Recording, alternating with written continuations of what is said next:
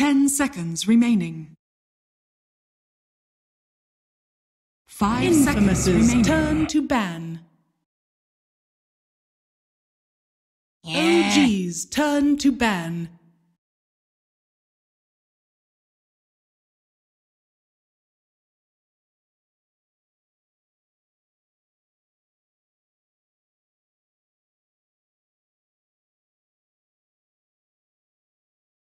Infamous's turn to ban.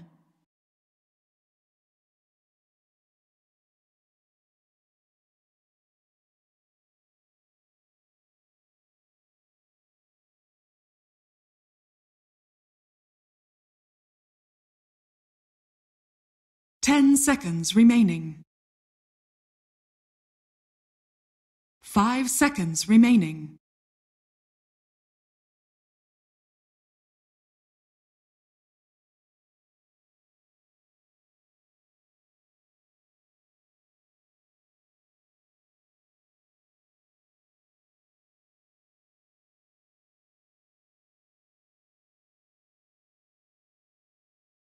OG's turn to pick.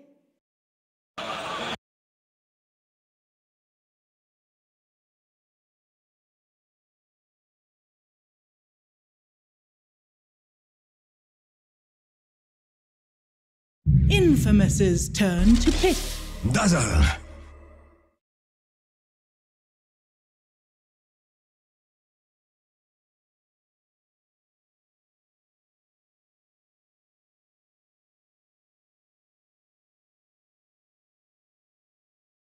Ten seconds remaining. 5 seconds remaining.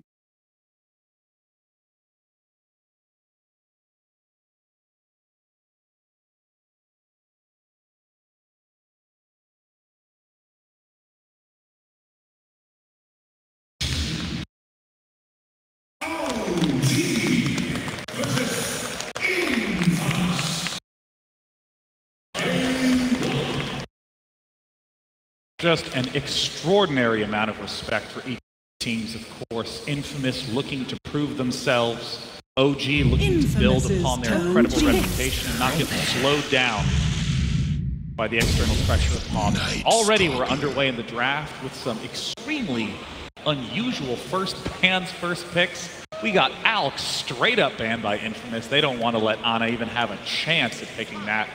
Going straight into Viper, Night Stalker themselves. I love one-button heroes, man. Viper is a tomato special, one of his 5 favorites. seconds remaining. It was often first ban versus them in the group stage. Really? He's actually really good with Viper.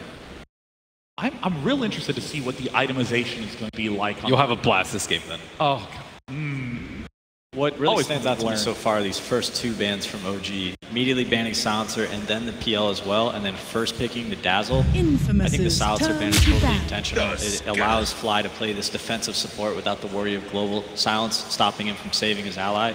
Banning out the PL also allows them to pick some single target DPS heroes for Ana or No-Tail. I thought maybe they would go Terrorblade here with the second pick, but I'm going to wait on that a little bit. Terrorblade very good 10 versus both Night seconds Stalker and turn Viper. to ban. They want to keep it open, and it just seems that most teams here now in the lower bracket, in the best of one, they want to pick comfort heroes. We see the Viper for Infamous, and we see Dazzle for Fly, and Tusk for Jerax. Yep. So, and I mean, Jerax has been playing Tusks for so long, so that is a hero that he's good at. Infamous's I turn like to Tusk ban. a lot versus Viper.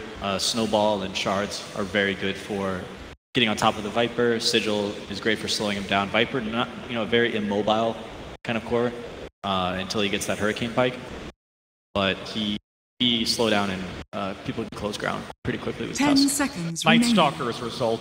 The ability to gain the vision works well with Viper, helping 5 circumvent seconds that remaining. mobility problem, just coming in position.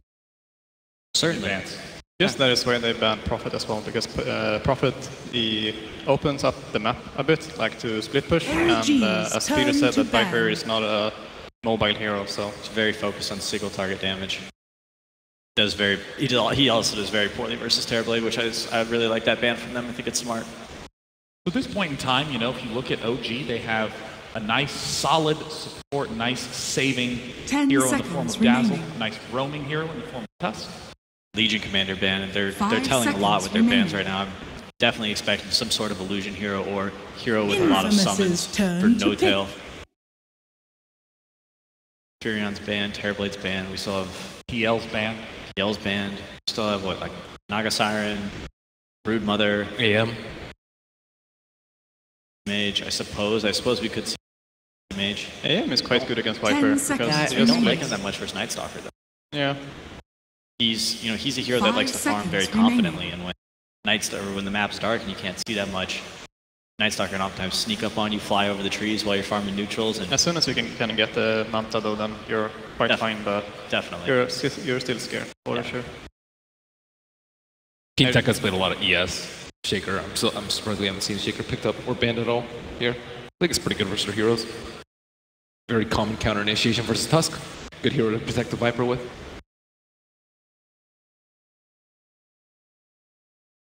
Yeah, you know, I'm interested in what you were saying about trying to set up the illusion hero for OG. Lich, we've talked about him a lot today. Haven't gotten a chance to see him for a few games. Lich, you know, Ake even mentioning so much how he's great at roaming and attending to almost any lane that needs him. Yeah, he's not as good as to roam, but he's very good to be on a lane like statically, to just be there. And since they have Viper mid, I don't think he's gonna go mid because Viper is already a very strong laner. So he's probably gonna go to the off lane with Lich. Definitely, I think that Panda is meant to most likely lane up against Viper, skill the Drunken Haze level 1.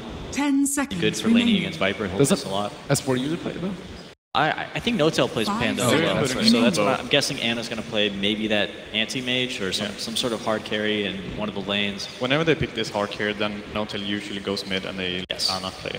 Talk to me a little bit about Brewmaster, because I haven't seen him in too many drafts. I don't really know how he would factor into a team lineup. He's a lot of team fight. He's a blink initiator. He's really great against a hero like Viper, who doesn't really have any blinks or mobility. So once you initiate the team fight, you can stick on him with all three of the Panda summons, or you can just cyclone him up and deal with him later. He's like an anti-carry, an anti-non-illusion based carry. Yes. Earthshaker or 5 Infamous. seconds remaining. That's their off-lane hero. Oh, CK. Chaos. Forgot about that illusion guy. So there's still, I think, Medusa, we've seen with Ags, really good counter versus Chaos Knight. It's still also quite open on that Brew can go mid and offlane, because Chaos Knight is a hero that No-Tail plays as well. That's what I was thinking. It's more the I agree. I think No-Tail is definitely going to be playing the CK, which makes me think Brewmaster is probably going to be played by S4. Yeah. And our last pick for OG will most likely be S hero. And Brew is one of S4's best heroes, so I'm really hyped about that. And you've mentioned Sven is a great pick against Lycan, any heroes that summons or extra illusions. Still the possibility for him to pick up Sven in this last pick. I like Sven. Against the Chaos Knight. I don't like Sven so much versus Tusk and Brew.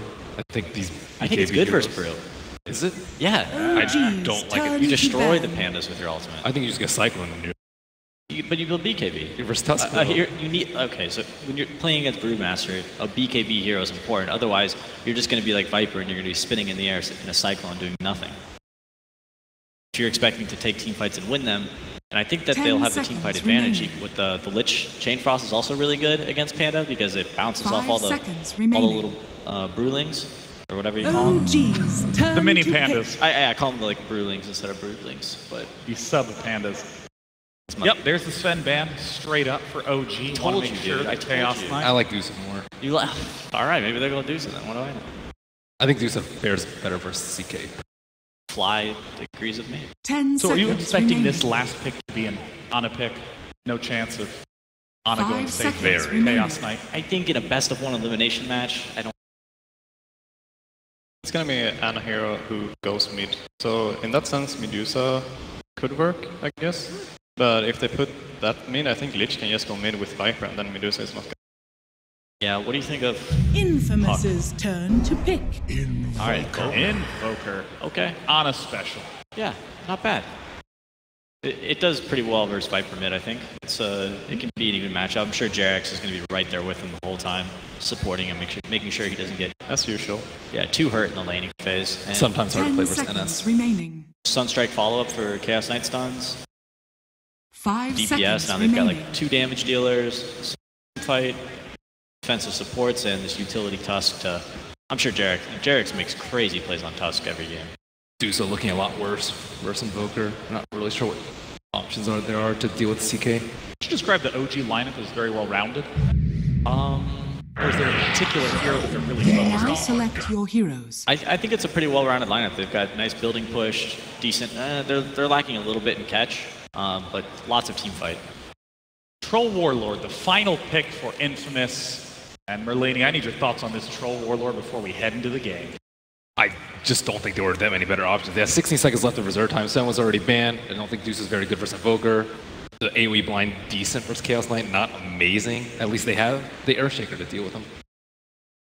Well, Infamous is looking to showcase their skills and get the respect they feel they deserve. And of course, OG, a fan favorite going in, wants to prove that they can win a TI just like they've won 4 majors leading into this event. It's time to get into this lower bracket match. Take it away, gentlemen.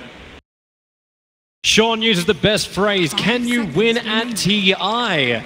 A question which is asked for the Peruvians because they want to be able to prove themselves. But it's also a big question for OG. Under the OG brand, they have not won a series here on the main stage. They've won a TI.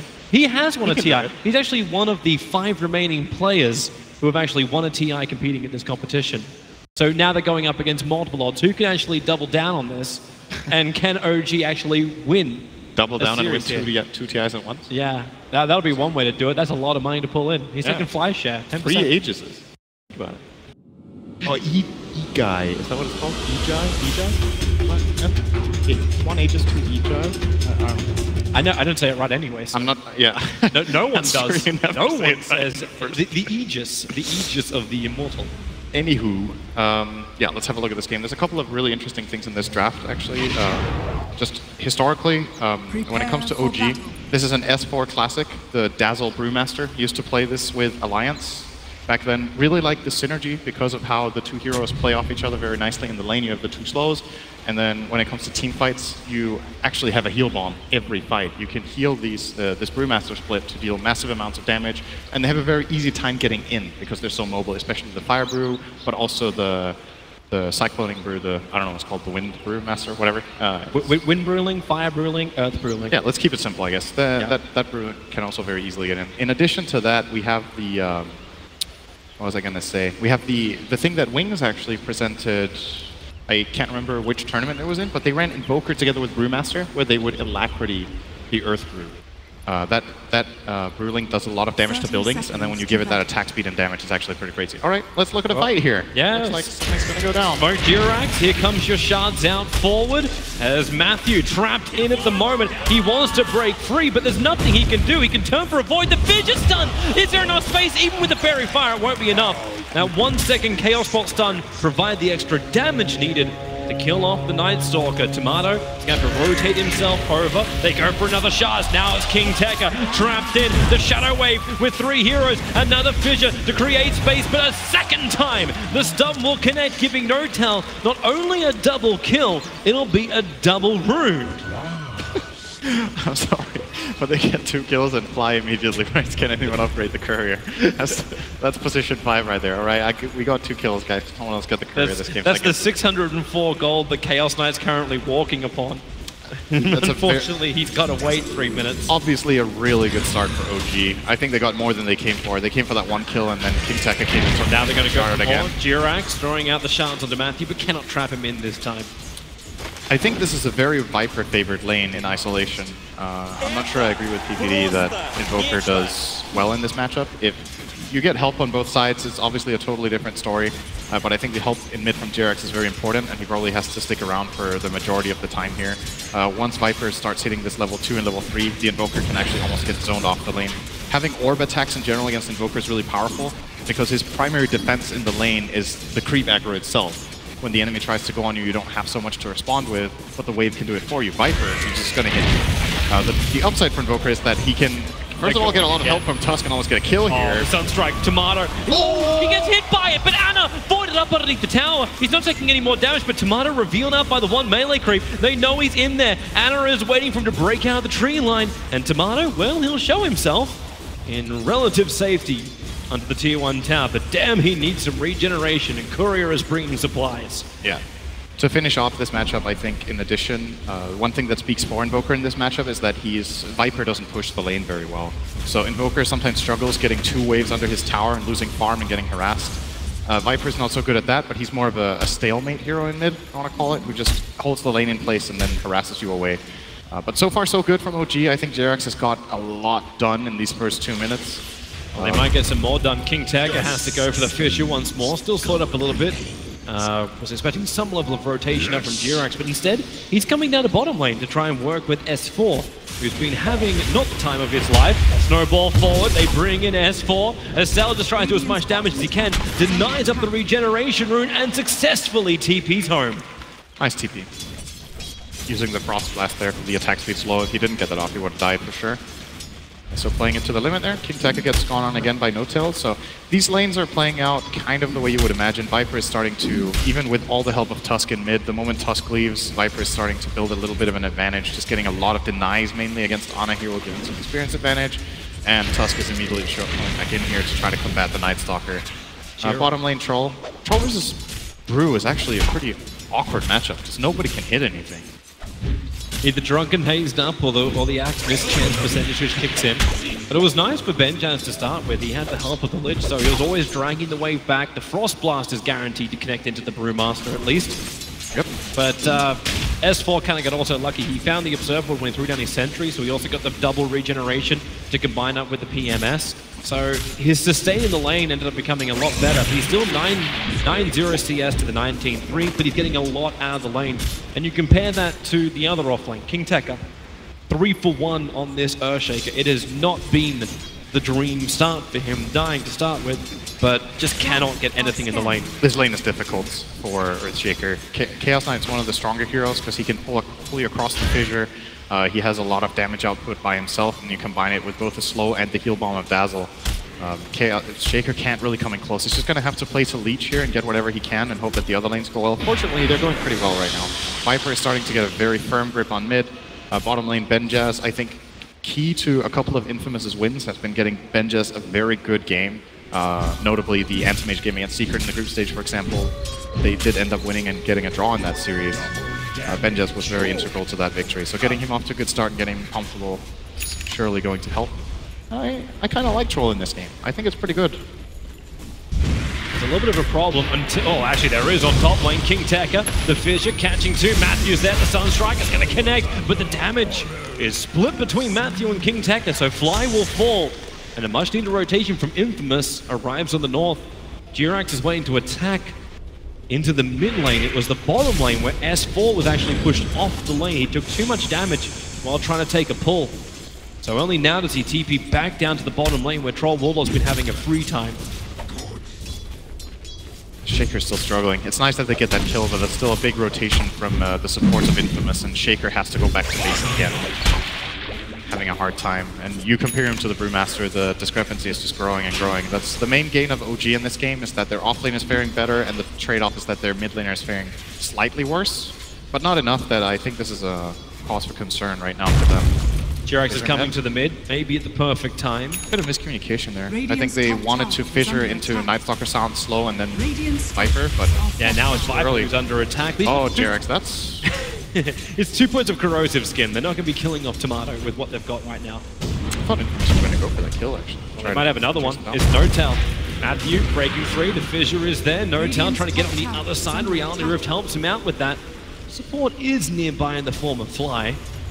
I like this one, No-Tail going bottle. I think it's good on safe lane Chaos Knight. You have very easy access to the fountain. Oh, yeah. He stuck around. He tried to damage Fly. That wasn't going to work. The Fissure gets thrown out, but Fly already finds that kill. Meanwhile, in the mid lane, Jirax is the other casualty of war. Ana under his tower, trying to invoke up the cold wall. Maybe that is enough to keep him away. The damage, there isn't a tick for him. So Ana will survive, will burn the salve. Consumables is not something he wants to keep buying when he tries to save up for that hand of Midas.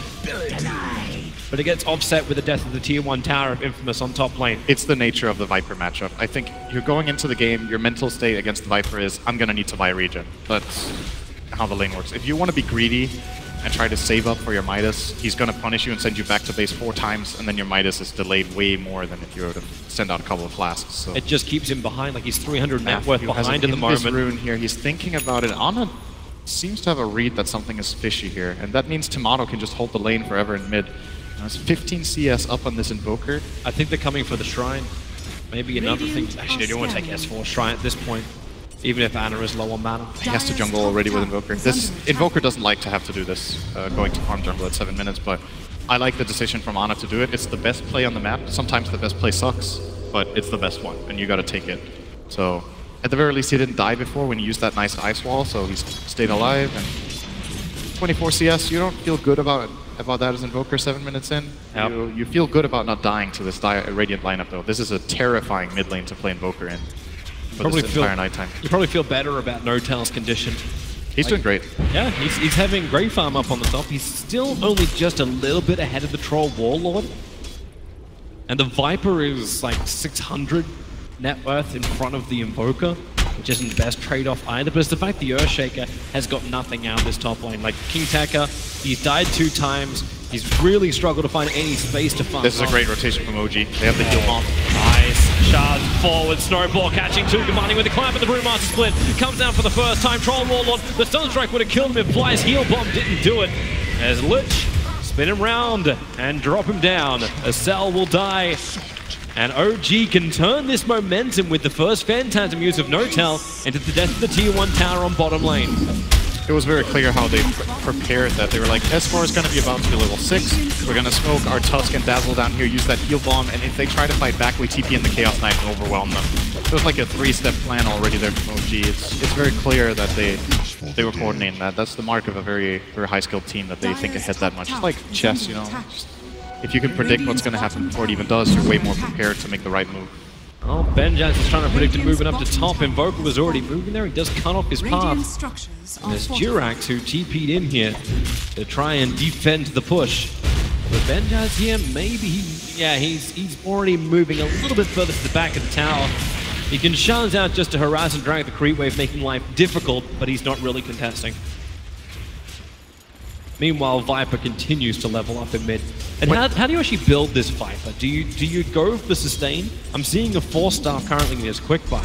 How does he survive in the fight while still doing the damage required? He's going to need mobility, and he's going to need a BKB eventually. I don't think he can fight this Invoker without a BKB later on. The Chaos Knight's also going to be a problem. He's mainly getting the Force Staff to get out of Reality Rift, I think, and to be able to counterplay Ice Wall, so that he can, you know, stick on his target. It's very important for Viper to itemize so that he can somehow deal his damage. That's still the innate weakness of the hero. It has incredible laning in a lot of matchups, but then you need to turn your network into something that actually transitions into a good mid-game. When it comes to Infamous in general, it would have been nice for them to be able to use these cooldowns of OG, like they use Brew Split and Phantasm in the same play. The problem is it's daytime, and they don't have the best pushers themselves either, so they're actually not really gaining too much out of these cooldowns with OG.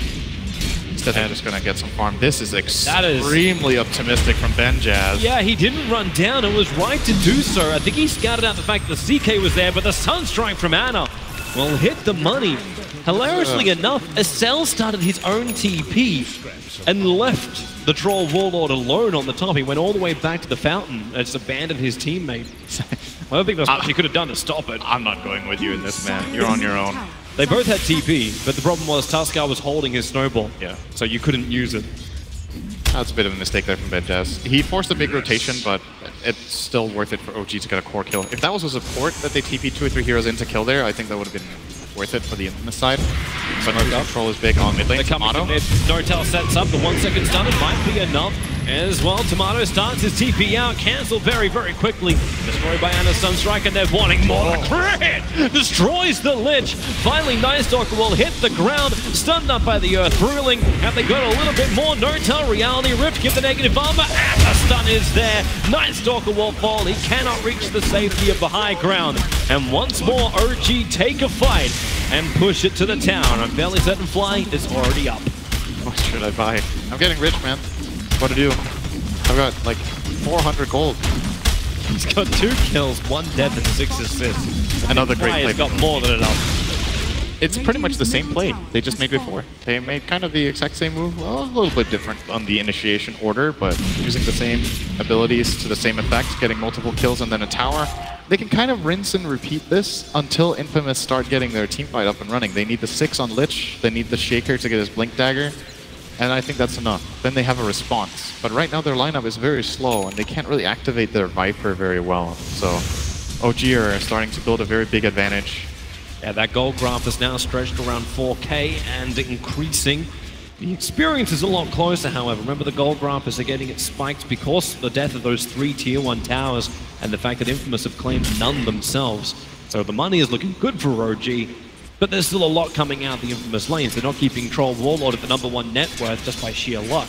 He's building into that Mask of Madness, and then we can see if Infamous can find critical objectives across the map. And I'm wondering if that actually comes through kills, or does it actually come through forcing buildings, using that Troll Warlord's attack speed in combination with the Viper? I think you have to wait. That's the most important thing for Infamous. You have to delay the game without losing too many heroes. You're not in fighting shape right now with your lineup. You can try to find a skirmish here there, maybe with a Night Stalker, but realistically they're just not online yet. So keep getting the farm in, keep getting the wards out, keep your heroes safe, build toward the BKB. The BKB is the name of the game in this one. It's the best item against OG's lineup. It's like extremely good against both Brewmaster and Invoker. It is an absolute mandatory item on every core on the Radiant side at some point eventually. Shaker's probably going to get it like 3rd or 4th item, but the other heroes have to get it. Like PPD pointed out, you can't play against Brewmaster without BKB in your core. It's like, you're just going to get cycloned. Yeah. He cyclones one, stuns the other, and the CK goes on the other guy. And like, what's your save? Infamous don't have saves. They have Fissure. Yeah, they have the turnaround of the fight from the Earthshaker. Yeah, that doesn't happen until he has the Blink Dagger. Exactly. As well as some decent levels. He's gone for a 2-1-2-1 build. So the Echo Slam doesn't do anywhere near enough damage at the moment until he's got more points up in the Aftershock. Radiant are scanning. We're going to see a tower trade here as it looks. OG will happily trade their Tier 1 top for a Tier 2 bottom. This tower top is extremely difficult to defend and fairly unimportant compared to other things on the map. And if OG get this bottom Tier 2, they claim a way more important objective. Looks like it's not really possible. No-Tail is laying into it, but doesn't want to commit his Phantasm. Yeah, it's so much to commit. They've been looking to use the Phantasm in every single fight. I mean, Infamous gaining items, maybe that use of the Phantasm is something OG doesn't want to do, because it will feel like a window of opportunity for Infamous. Maybe it feels like they can get it anyway. I mean, at this rate, they can. He's tanking the tower for an eternity by dropping to half health and popping a regen rune. Yeah, it's the never-ending life of No-Tail. He tanked the tower for like 30 seconds. And now he's got enough money to finish up the entire nice. armlet too. Yep, he's going to come out. We've seen Chaos Knights of the past often go for Midas. Kirax. Shards just pushing Tomato up. He can't actually move back down again. The trees block his path.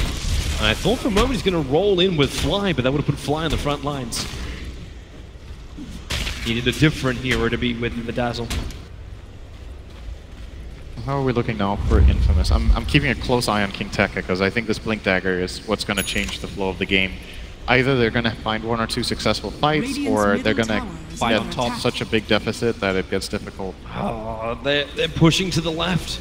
I thought for a moment they would actually properly commit onto Ana. The Observer didn't reveal anything, but at the same time, their vision hadn't seen anybody else until Jirax walks underneath the defensive Observer ward on the northern Shrine of Radiant.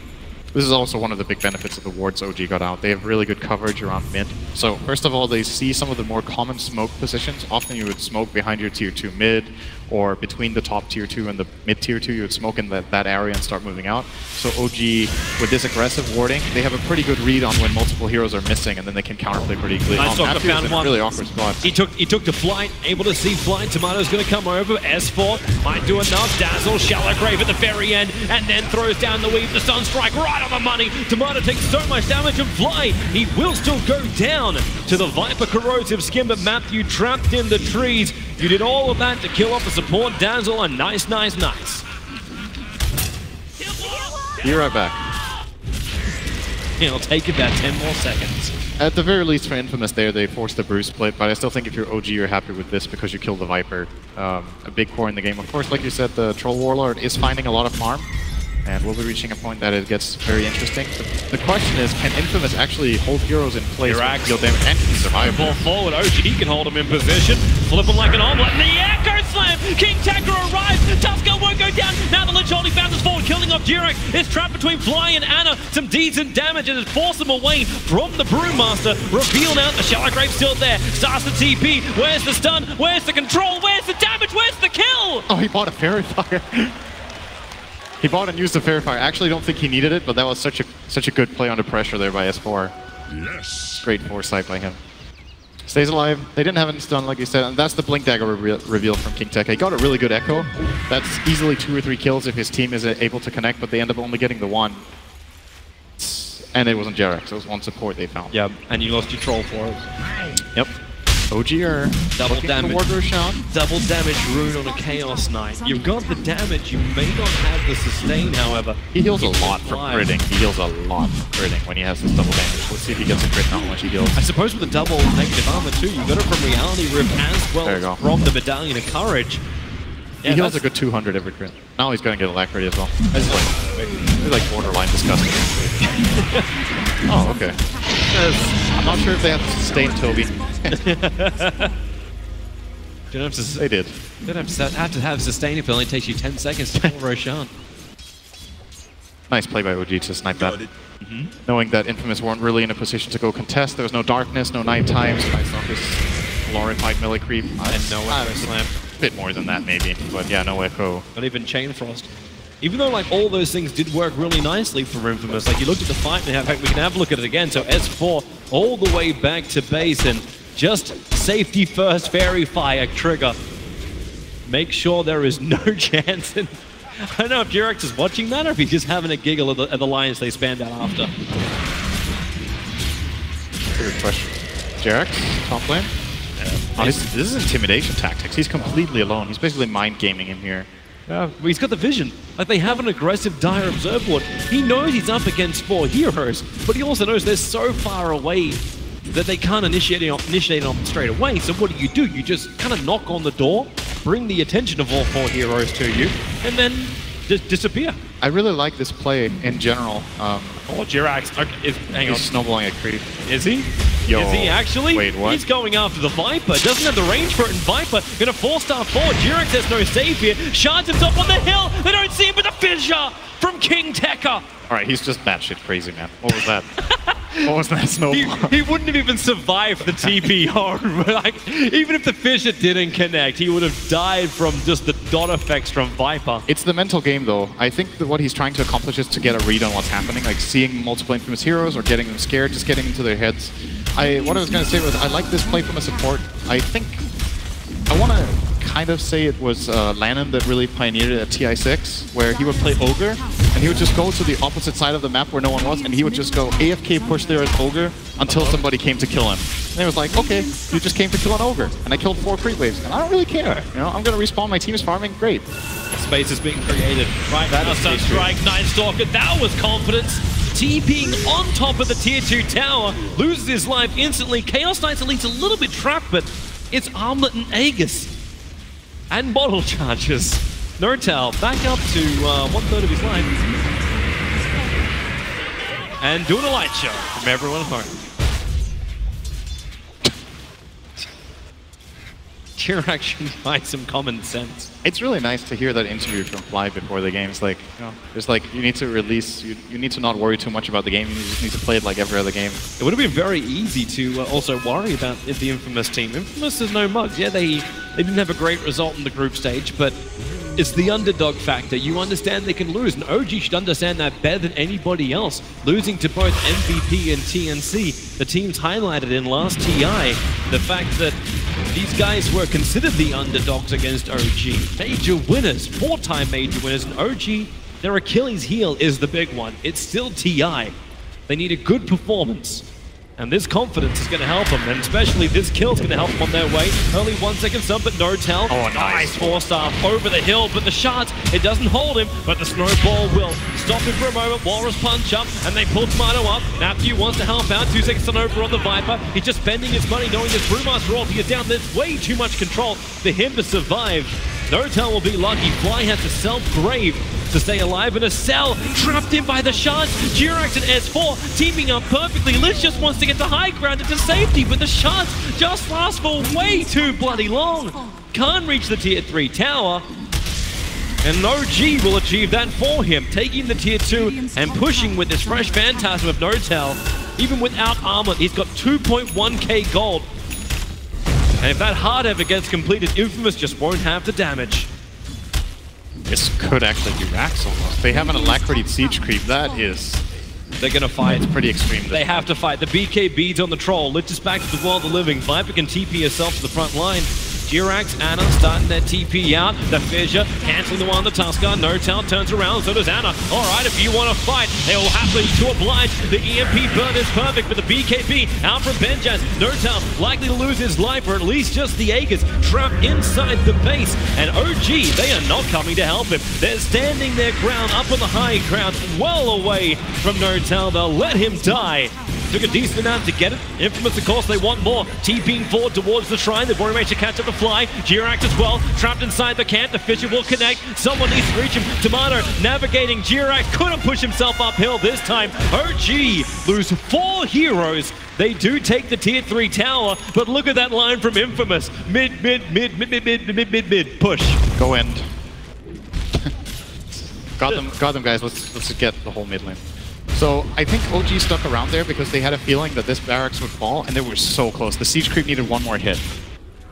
Alacrity siege creep is quite something. Like, I'm not sure if you were paying attention to it, but it's like 10-shotting the barracks, and it has pretty good attack speed. The ice armor was the saving grace for their melee racks there, and the fact that OG didn't full commit. They could have full committed and guaranteed that racks, but at the end of the day, they like tried to half and half, and they got nothing. They got the tower, but they paid 4 heroes for it. That was... Defense is coming to mid. No-Tail's doing the old wraparound. Comes in. Reality ripped to start with. Chaos Bolt. Only 2 seconds on over on the Viper. The Echo Slam from KingTaker. Trying to create space. Sunstrike making it difficult for Benjaz. We're just beating into No-Tail. The shallow grave is too much of Benjaz. Trapped in an icy grave. Chaos Knight will survive. The heel kicks through. A Sal will fall down. Infamous thought they had a little bit of momentum, but OG, it was crocodile tears. You thought they were bleeding from the eyes, but OG, and now they're gonna make the Infamous Rax bleed. Shallow Grave is super good with armlet heroes. No-Tail just healed at full 500 when the Grave expired. He just retoggled his armlet. They couldn't bring him down. Now they committed so much, now they have nothing. It looked like a good Echo Slime. You know, you're tempted to go in for that Echo. There's Chaos Knight using Phantasm. They didn't have the combo. No Chain Frost was available. The Viper couldn't really connect very well. It was just Shaker and Troll against the World. They don't win that. That's a win for World, I think. And again, another time when like Troll was in that position where he is forced to fight, like when No-Tail wrapped around the side, he fought on the top of the ramp, but right on the corner of it. So the Shards, Jirax had a huge option there just to lock him in. It's an old block spot, and Jirax hit the money load on the Shards. He's playing very well in Tusk. Apart from that weird snowball, it's been a great game. His shards have been pretty much perfect every single play, which is nice to see because I feel like Tusk is a hit or miss hero a lot of the times, and a lot of the players in this tournament have been, it's been like mixed success with how good the shards have been, but Jirax is showing great individual skill on this hero. Now Chaos Knight almost has a heart too. There's 24 minutes in. He is big, and he's just about to pick up an Arcane Rune as Infamous try and finish the tier 1 tower. As they try, they'll actually succeed. And as this is smoke time, what's coming out the courier? They've got a smoke over on Lich, but there's an Observe Ward inside the base. There's an Observe Ward on the north. So OG will understand that Infamous are all outside of their home. The question is, how far? Yeah. And in fact, it's OG who group up a smoke on Flice. They can do exactly the same thing if they desired. And it looks like Infamous will not smoke up. OG together.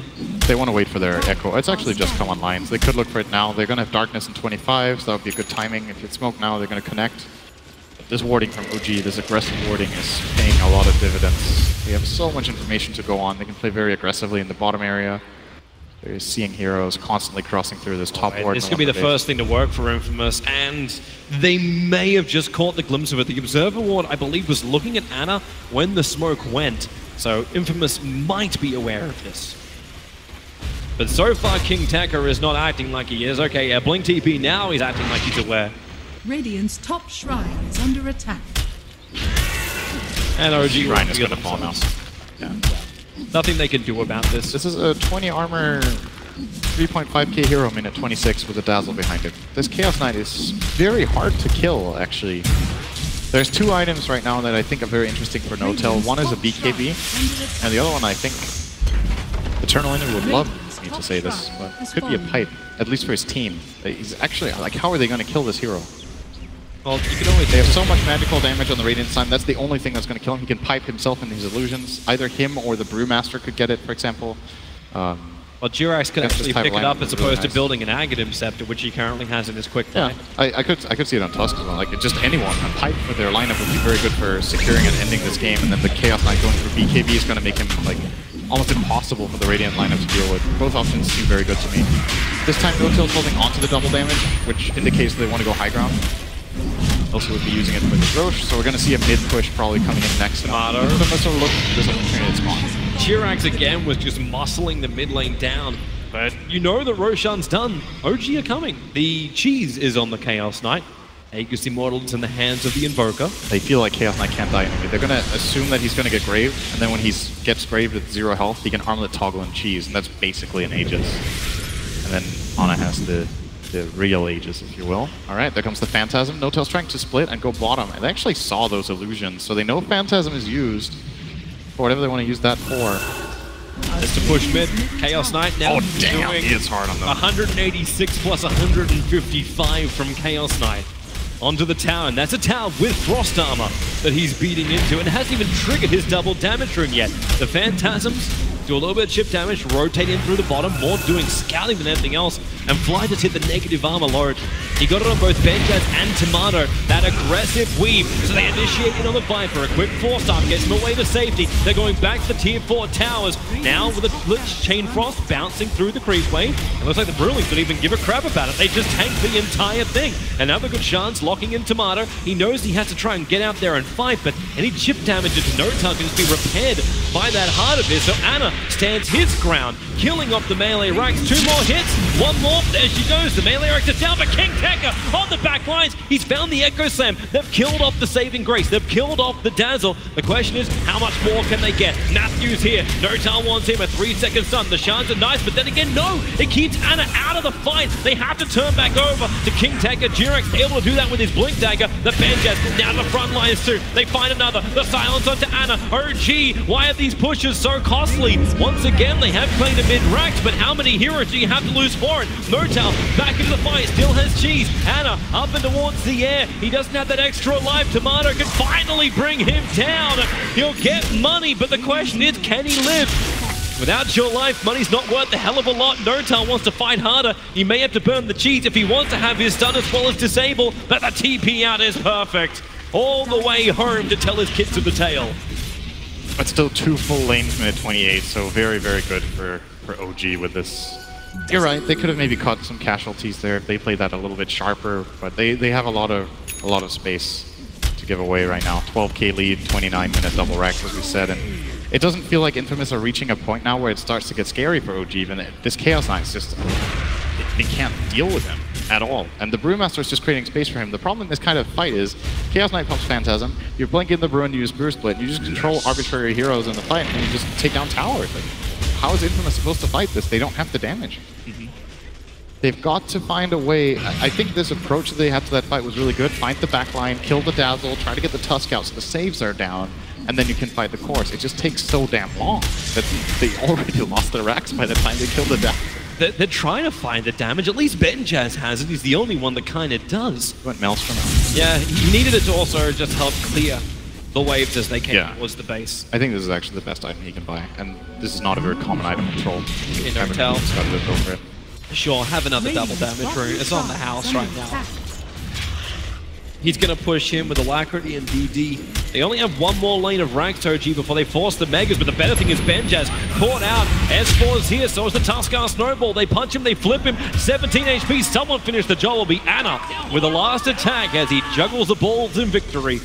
He has buyback on the Troll, which will most definitely be forced here. 15 seconds on Phantasm. There's no way they hold this without buying back their Troll. He's got to buy back. He really did not want to have to do this, but there is no choice, as you said. Echo Slam from King Tekka has to be perfect, and right now he's just trying to defend the top lane, keeping the CK illusions out. But the real No-Tail pushing him through the bottom, slowly getting Vipered up. He does have that cheese, remember. A little bit easier when you're running the armlet toggle. Get back up and stay alive. Alacrity buff up once more. But the slow is a real pain. But so are his illusions. They've already pushed the creep wave through the top lane. The tier 4 towers will come under attack. Luckily, they regenerate. Your bottom racks won't. all the life on the tier 3 tower on bottom. No Tail's just patiently waiting here for the wave to reach. They want to get some vision in the Radiant base so that they can jump with their Brewmaster. Doesn't seem like they have a ward available. Actually, Fly does have a ward. Are they really going to try and come? Defensive Observer one. There's a nice aggressive one from Infamous. No tell. The creep wave's coming in. There should be some good damage if you want to Echo Slam it, but they fizz you for now. Tornado trying to create space from Ana, and it did exactly that job. No tell. Reality. Oh, just losing the range on Viper. He's trying to bait the BKB from Tomato. That's what he wants. This 10-second BKB. Oh, there's Reality Rift. They go on Banjaz. They get the BKB out of him. And now the initiation has to happen. The Echo Slam on the backlines. Fly will die again. King Tekka hits the right for the money. Can they get both support? Tomato's doing the work against Ana. Yule Scepter protected for the moment. Up and towards the end. The Lich only hasn't done enough work as King Tekka and Matthew, they're still just trying to chase the support kill. They're going to find Tusker in the tree. Matthew will bring him down, but it took so damn long. The No-Tail could get back in and kill off the Earthshaker, leaving Tomato stranded. Hurricane Pike trying to create space, but the real CK is on the money. 1 minute without both the Troll and the Viper. S4 looking to actually make that even better, trying to kill off this Night Stalker. Ana joining the fight. The Shrine will give Matthew a little bit more life. Colsnap making it difficult to run away. He's underneath the tier 4 tower. Reality Rift, No-Tail kills him under that tier 4 tower. As Cell, the sole survivor. Good luck, Lich.